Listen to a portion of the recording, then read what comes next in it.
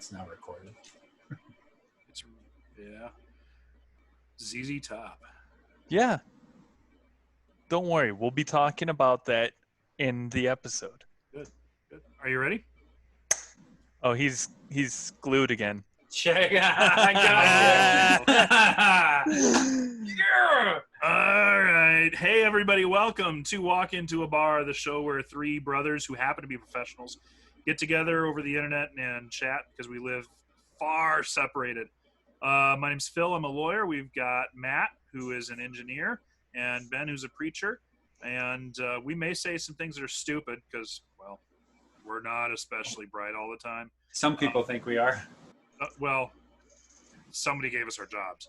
But we're going to try to get to some point somewhere where we make some intelligent comments. And I'm going to adjust my screen just a little bit here. Oh, there we go. That's better. All right. Phil's a perfectionist. You see this? I should fix this, but I'm not going to. You should. Nobody wants to see all my model paints hanging out over there. We'll leave the KC-135. It looks cool. We'll leave the speakers. They look cool, but the model paints just can't have those. You should just leave the world maps. No. Not the United States. No one cares about that. Clearly not. Matt is silent. No, So- Matt is just trying to keep the noise level in the background here down. Do I have a lot of background noise today? Somebody's got something, but I'm not going to worry about it. There's a fan behind Before we went live, Matt was. Oh, look, everybody! There's Ben's midriff. Lucky you. We're looking at Ben's crotch. Great. Matt mentioned something about having an earworm. Oh yeah. I just developed an earworm. All these health problems. You birth earworms? It's Arizona. Oh, No, I don't birth earworms. I'm not immune. Tremors is coming for you. Always starts in the ear. Right state. And I do enjoy those movies, so I know how to escape those worms. But we're not talking about Tremors today, folks. We talked about pew-pews yesterday. Or, excuse me, last time. Yesterday tell us about the earworm you had going there, Matt. Well, we'll get to that. First, we'll start talking about our movies. And we'll go ahead and just fire right into that because I'm terrible with intros. Fire right into it. We decided to discuss Back to the Future series. And so my brothers are going to take Back to the Future 1 and 2, and I will discuss 3. I don't remember which one did which, so whoever did Back to the Future 1, go. I'll go with 1. Everybody's seen it. It's a classic. It's one of the best movies ever, and we all love it. Yeah. The DeLorean. Classic 80s sports car. It is such a great movie that the car becomes a character, and I hate saying the car becomes a character because one of my favorite YouTubers just ran into a car as a character problem. But in this circumstance, it's true. The car becomes a character in the movie. Ben is shaking his head like he's having a seizure of some sort. So Ben, do we need to call the ambulance for you? No, I just want to be devil's advocate. Okay. Well, you're wrong. You're the wrong. car is a character in this. Nope. It is. It is as much a character as Dr. Emmett Brown and Marty McFly. Yep. I personally don't think the car is a character in this because of the third movie. Where the car plays a vital role For 2 seconds. and where spoilers. If you haven't seen the movies, stop if you haven't now. seen the movies, Sorry. planet have you been living on? Spoiler alert. Where at the end when the car gets destroyed, everybody cries. The car is a character. That's my movie that you're talking about. The car about. is a character. Movie number 3 is mine. Am I sitting here giving spoilers about your movie? Come on, I'm man. making the assertion. Matt, spoiler his movie. Emmett Brown dies. Yeah, that's it. Anyway, Back to the Future 1, we're introduced to Marty McFly in the most rock and roll way ever with Huey Lewis in the news and a monster amp and just an absolute 80s guitar. I couldn't even tell you what it's called, even though I play guitar. One of those headless electric guitars from the 80s that had very minimalist body. and we're introduced to Doc Emmett Brown without even seeing his character, because Marty goes into his home to play the guitar, and we see the Rube Goldberg machines and the clocks and the amp that he built. It's just really a great intro, punctuated by Huey Lewis and the News' greatest hits. They did the soundtrack for Back to the Future, and really that's where Huey Lewis and the News got their break. We see, I don't know, everybody's seen it. I don't know what else to say about the movie. It's a great flick. I mean, it's a completely preposterous idea for time travel, to put a time machine in a DeLorean. But, I mean, it's become a cultural icon. Everybody knows what a flux capacitor is now. Everybody knows what a DeLorean is. No one knows what a flux capacitor I'm is. I'm pretty sure you can get those at Radio Shack. You can't. No, you can't. But if you type in the right part number at O'Reilly's, it brings up a spoof page with a flux capacitor. Really? Yes, it does. I'll look that up later. They don't actually sell it, but they do have the spoof page. Very cool. Man, I don't know what else to say about the movie. It started the trilogy. One of the big movies that got Michael J. Fox off the ground. One of the big movies that got Christopher Lloyd off the ground. And just knocked it out of the park. Yeah. Yep. What is Matt's problem? I pulled up your flux capacitor link here. I'm going to Yeah. share my screen. There you go. Check it out, folks. Oh, Ben has it disabled. I can't show my screen. I probably don't have it disabled. It's probably what we can afford. Ah. No. Okay, you can share a screen on free Zoom. All right. Movie number 2. Yeah. All right, movie number 2. Back to the Future 2. That is my pick because it was The Leftovers, and I'm the youngest, so it goes first, second, third, and so I got The Leftovers. It's true. Not a bad movie. It's by far the worst in the trilogy, but it's not a bad movie. It's really good. I love how they pick up right where movie 1 ended, and movie 3 picks up right where movie 2 ends. But this time, spoilers again. Come on. it has something to do with my movie, okay, Matt? It does. Much more than the spoiler I gave. Yeah, Phil just jumped over an entire movie. That's right. In Back to the Future 2, instead of going back to the past, they literally go to the future and then have to come back. But they do go all the way back to the past. They went to the past first. Yeah. So you have incorporated movie 1 more ways than one, because Marty McFly has to go back to the 1950s, which he did in movie 1. And then he also goes to 2015, if I remember correctly. October 21st, 2015. October 21st, 2015, where there were hoverboards and lace-up shoes, automatic lace-up shoes, and mohawks, and it looked like the 80s with flying cars. And we all look like the 80s with flying cars now. So it did get some things right. There was something called a hoverboard. It wasn't exactly... It was nothing like the one in the movie. Right. It has 2 wheels. Educational moment for this little don't break into my movie. Oh, no, I'm breaking into your movie. You're going to like it. I'll break your bones. Please don't. This one's especially tender. I hit the other side. So the scientists did actually have a working hoverboard the way that we would imagine it, with a caveat. It had to be super cooled, and it had to be over a metal ramp. But Wasn't it plug in too? No. It had sufficient battery or whatever it was.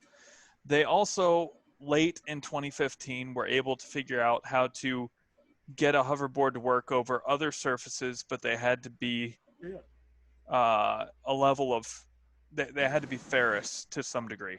So anyway, some magnetic maglev type technology. The only thing that I know that movie predicted correctly is that Nike would come out with a self-lacing shoe, which they did in 2015. But that's not the only thing they got right. What else did they get right? I can't believe you're forgetting the big thing they got right. Donald Trump is president? Not Trump as president. Trump wasn't president. Oh, sorry, that was Simpsons. Yeah, that was The Simpsons. No, Ben, what state do you live in? Do I live in a state? What's the major city in your state? Lakin? No. The Cubs winning the World Series. That's right. I said the Cubbies, right. and you told me no. You were right, Matt. No, I was telling Ben no because Ben said something else. Sorry, I don't really follow baseball much because it's not as much fun as basketball. So anyway, they got that right. They got the World Series and they got the lace-up shoes right, which is cool. But the only reason Nike did those shoes, is because of the movie. Yeah, and they actually had a flaw in the shoe when they released it. Some of them wouldn't stop tightening. Yeah. So it's a fun movie. It's interesting. They go into the future. They go back to the past. They end up, everything. Spoiler: everything works out at the end, and then it sets up for movie 3. What, Matt? They got another thing right. It's just that it's not right in the U.S. In Asia, they have restaurants with virtual attendance. And they had them in 2015. Yes. That's weird. A restaurant with virtual attendance. I want my flying car. They have those. Actually, that is correct, too, because you have that airplane flying car thing. It's 5 years after Marty came back to the future. Yeah, but it's still there. We do have wall TVs, sort of. Yeah. And it was different than how they had it set up. Yep. We do have homes that you can get in without a doorknob. Mm-hmm. Homes you can talk to. Homes you can talk to. We don't have dehydrated pizzas as a commonly accepted form of eateries. I don't know what you're talking about. There's Jack's Pizza. Oh, yes, that's right. Just forgot about that. We've got the dehydrated pizzas. But I want my flying car. Yeah. Yeah. But it's not of all the predictions that have been predicted since the 50s, we still don't get it. Oh. I don't think AOC is ready for a flying car. So. No politics here. I didn't talk about politics. I said initials. Matt, what about Back to the Future 3? Back to the Future 3 is the best one out of the 3. It takes you to the Wild West. Or Marty. Actually, Matt. Did it take us to South Dakota? I missed that. No, actually, I would disagree with you, Matt. It is not the best out of the 3 because without the first and second one, there would be no 3. Okay. That doesn't play into whether it's the best or not. Ben's Shut opinion up! You're matter. just saying that because you lose. Can we ignore Ben? Nope. Yes. So it is the best movie. Yes, wow, Ben. Wow. I have the power. It's probably best that he muted me there because I probably said something that was culturally insensitive to someone. And so I'm going to go and say that it is a fantastic movie that captures some craziness that was around in the 50s and their thoughts on how those in the West dressed. And I thought that was an amusing little trope. Mm-hmm. And then all of the challenges with getting something modern like a DeLorean to get up to 88 miles an hour in the Wild West. No roads, no gasoline, no plastics, no silicone. And to correct you, it was the 80s and how they thought they dressed back then from the 80s. No. He's talking about before Marty goes back. Right, not the 50s. And Doc Brown, in the 50s. Remember, he leaves from the 50s. And Doc Brown dresses him in those real wild, colorful things. I thought he was in the 80s because he went back. No, at the end of your movie, he's in the 50s. Couldn't get back. That's right, in the 50s because Doc Brown is in the DeLorean and he gets struck by lightning. And I'm wrong again. I guess we know the title of this one. We know the title of this one. That's right. Yeah. I'm literally going to title it. And I'm wrong again. I know the title of this one. So, it's a great movie. A lot of crazy things happen. time continuity, and if you're into quantum science at all, which unfortunately this rocket scientist is, you find stuff Nerd like alert. this. Yeah, you find stuff like this interesting, and the concept of the all of the time issues that go around this movie, and how one change has a trickle effect, and how one event that seemingly is minuscule can cause crazy chain reactions. Though I got to tell you, I think the second one does a better job examining that than the third one does, because I agree. the whole premise of the second one is the sports almanac. Yep. Whereas the third one, the real big hit with that is the canyon. Yeah. How it was Clayton Canyon and then became Eastwood Canyon. Yep. But you So- had to be watching to see that Because it Clint became Eastwood Yep. died in the canyon. Yep, that's right. Yeah, he did, in a train robbery. And Which if you is- don't, It's always made me wonder, in that 1985, what about Clint Eastwood? I think he got his name from that Clint Eastwood. He thought he was so cool. Could be. Or maybe they didn't even know about that. Maybe. It's entirely possible. So, anyway, great series of movies. We, in our little short format, cannot do enough justice to them. If we wanted to, we could actually break these up and do 1, 2, and 3 in 3 different weeks. But I think people will get tired of that I topic. think Yeah. we would too, because I think Yeah. most people have seen them. Some cultural references from these movies have become cultural references. Wow. We talked about Ready Player One a few weeks ago. Some of you may Yeah. remember. And the DeLorean plays a major part in Ready Player One. isn't there an outfit that looks like Marty McFly? The puffy jacket. I mean, multiple shows have had the puffy jacket. The puffy jacket has made, the puffy jacket from The Back down- to the Future, the first one. the down vest. Yep. That's made a lot of appearances. The other thing that made an appearance in Ready Player One is the Zemeckis cube, which was a major plot device in Ready Player One. It was named after the guy who I believe wrote and directed, or maybe just directed, the Back to the Future trilogy, Robert Zemeckis. And obviously, if you have the DeLorean, you have the flux capacitor. That's right, the flux capacitor. Yep. Other things, kind of culturally, we were talking about my earworm. My favorite little scene in Back to the Future 3 is the dance that they have in town. And a very popular band is playing back then, and they're No actually way. playing one of their songs. What?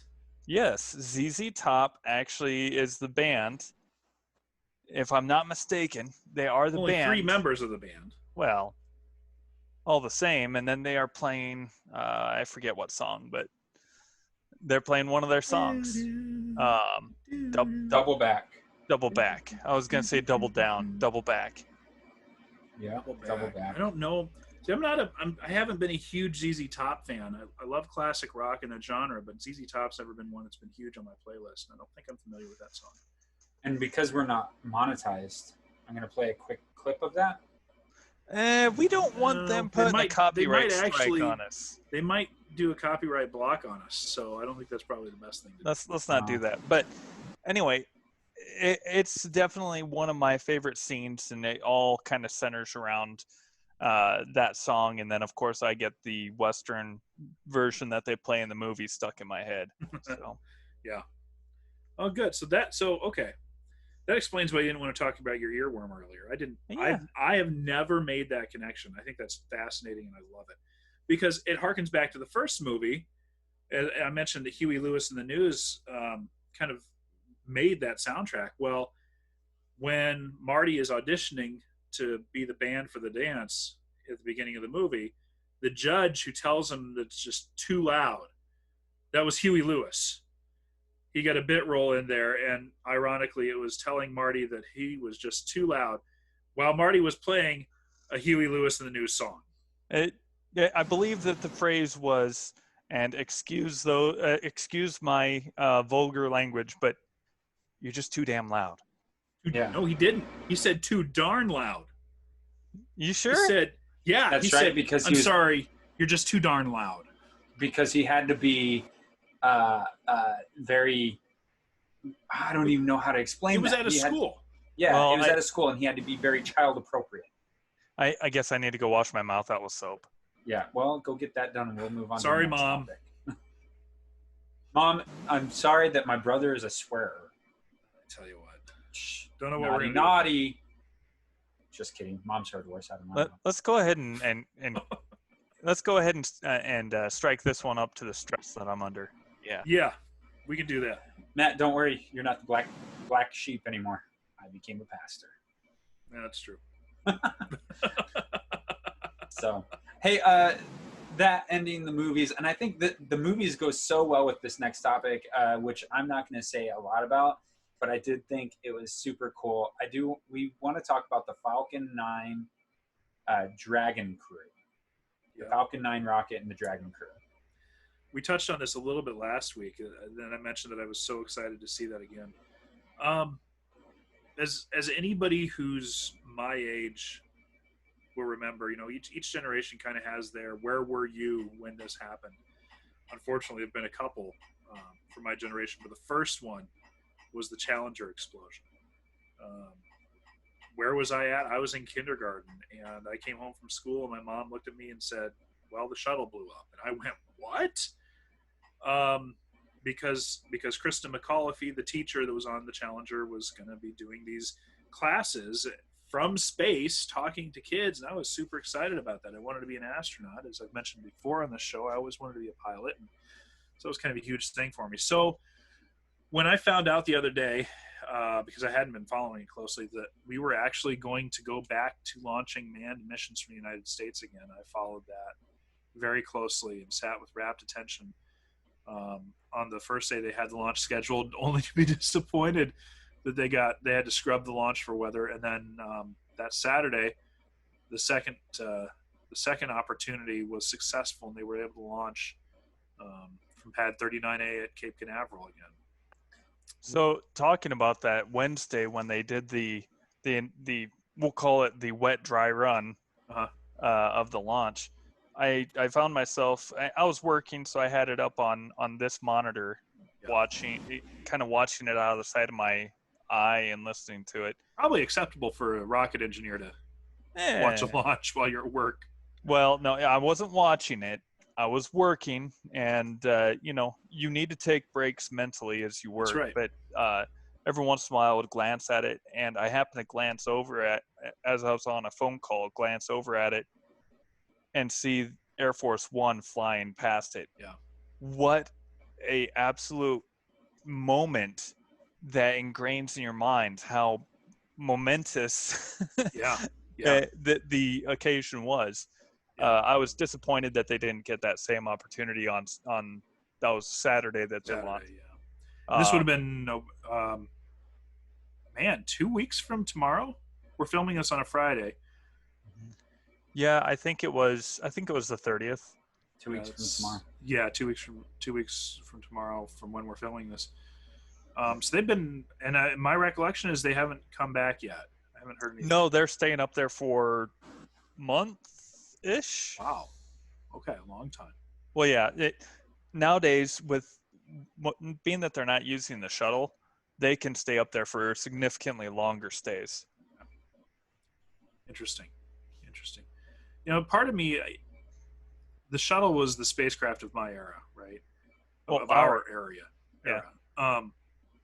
When I travel quite a bit for my job during the normal time. Obviously, I haven't traveled much for it during COVID. But I get to DC quite a bit, and one of my favorite things to do when I get to DC is to go to the Smithsonian's Udvar Hazy Center, which is just outside of the Dulles Airport. And they have the Space Shuttle Discovery in there, which was the last shuttle to fly. When it landed on its last mission, they basically just packed it up on the back of the 747 and hauled it to DC and dropped it off.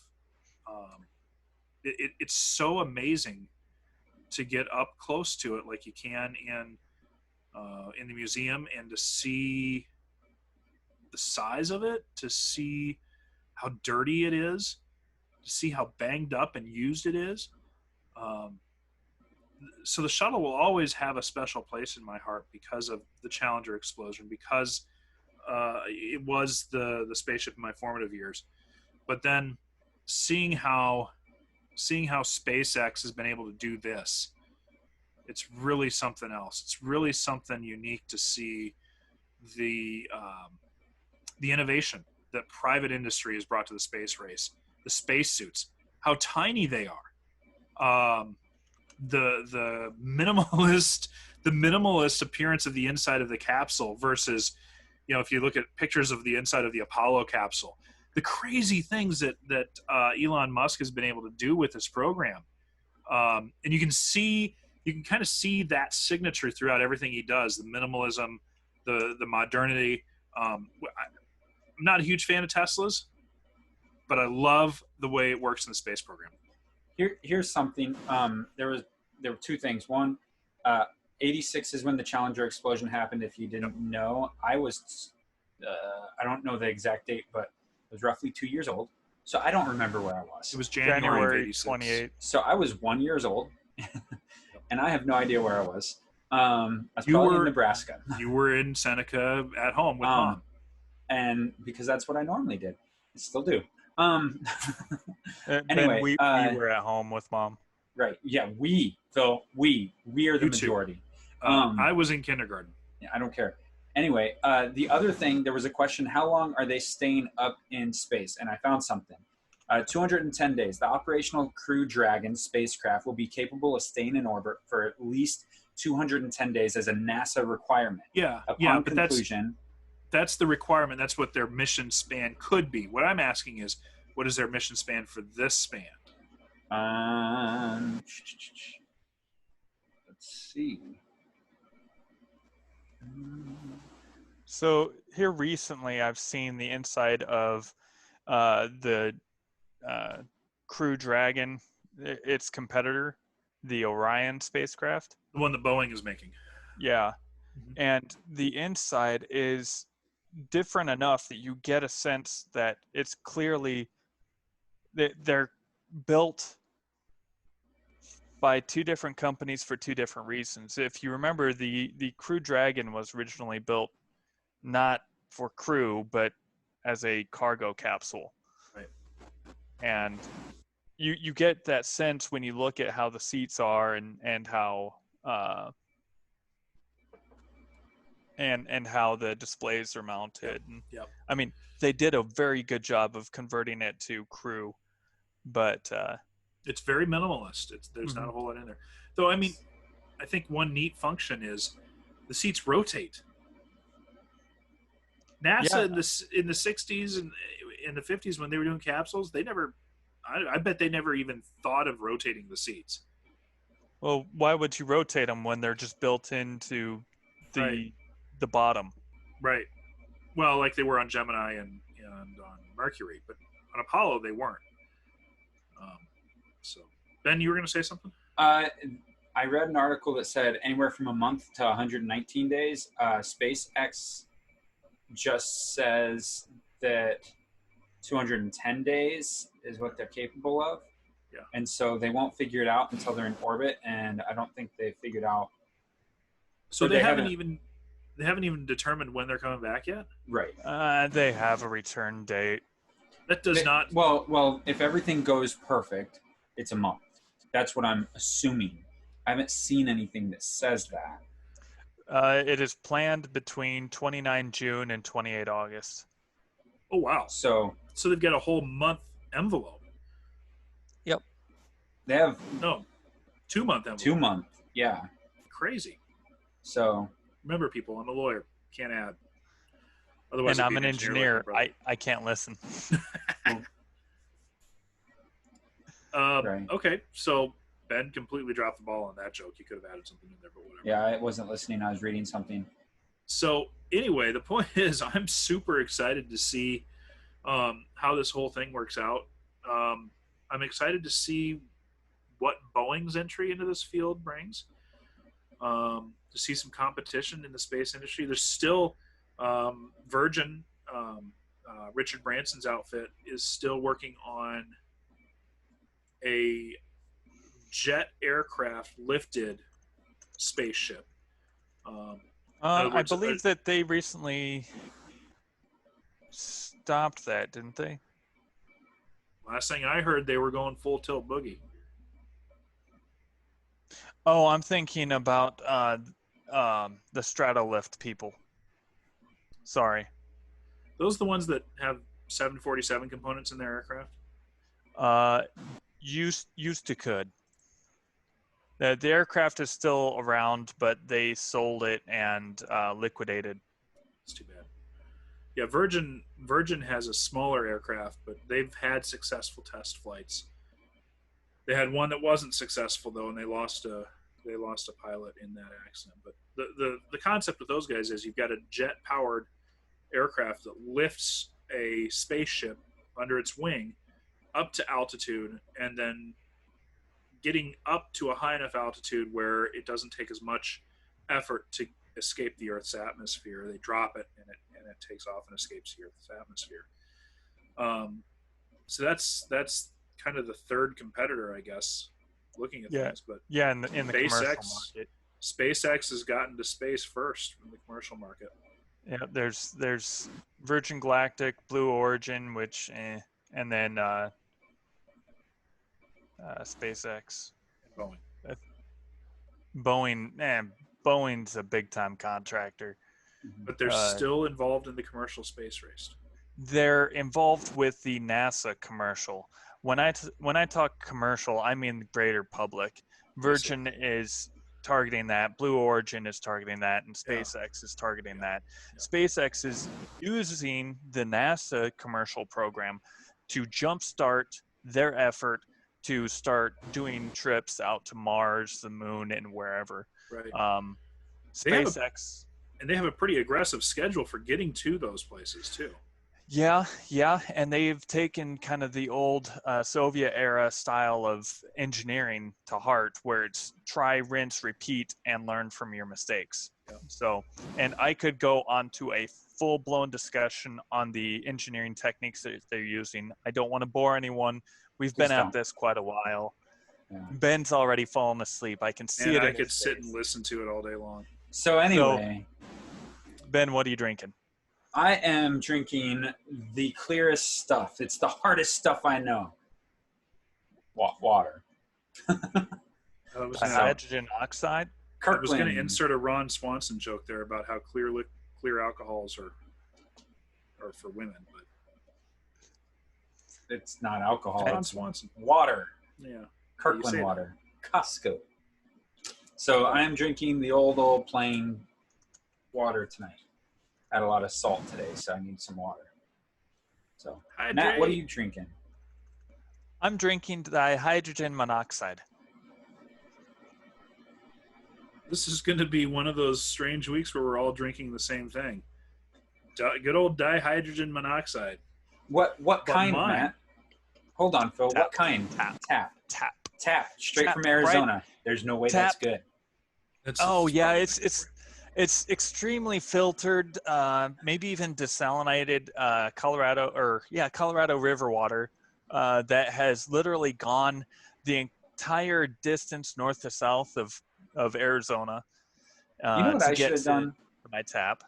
I should have drank out in the Colorado water when you lived in Colorado. Yeah, I made sure of it. Thanks for drinking my pee, Matt. You're welcome, Matt. I shouldn't have done Kirkland. I should have done my new zero water filter water. Should have.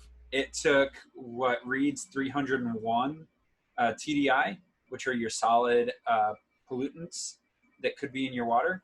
What reads 301 out of my faucet, it took it all the way down to 0 in seconds. And so that's really cool.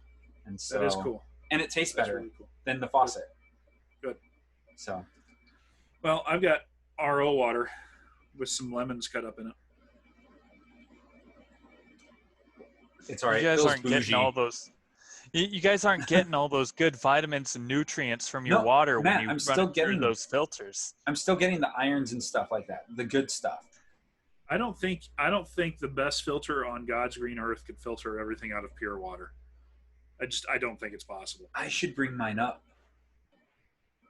You should what, Ben? I should bring mine up. You should. I mean, So, but I'm going to it's Colorado. Missouri River water is what you're drinking, so If it's good enough for the fish, it's good enough for me. Just kidding. It's not. Nope. So, anyway, this has been a lot of fun and boring all at once. So those of you that aren't science inclined, we're sorry. This You know has what? been No, we're not. Not at all. You know, I really enjoyed watching the all the Back to the Future movies and the Falcon 9, the Dragon crew fly up into outer space and hear about their arrival at the International Space Station and just the success it's been so far. It's been really wonderful. Yeah, I don't remember where I was, even though Phil remembers and Matt remember where I was.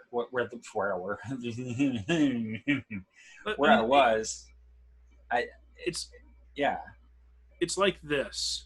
In this time specifically, where we're dealing with plague, where we're dealing with riots, civil unrest, it is so wonderful to have something that we can all latch onto and say, that's America. Yeah. That's reaching for the stars in every literal sense of the word. Yeah. It gets us back to something that we can all unify on. Yeah. We can all focus on and say, this is a good thing. Yeah.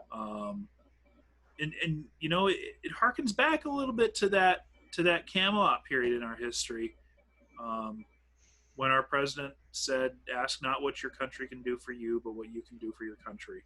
Mm-hmm. And it's inspiring. Yeah. Well, with that, challenge yourself before you try to challenge others. And it's been a lot of fun. Sorry, Matt. Good job, Ben. But with that, we love you. We're so excited that you came and shared with us. If you enjoyed this, even if you didn't, hit that subscribe button. We'd love to talk to more people, share these things with other people. It's good stuff. Like, that is, not to toot my own horn. It's not me. It's my brothers, and they do a great job. And we love you guys, and we love your support. And thank you for watching these videos. If there's a topic you want us to talk about, let us know. Hit that subscribe. Make sure you hit that notification button. We love you. Have a great night. Love you guys. Have a great night. Take care.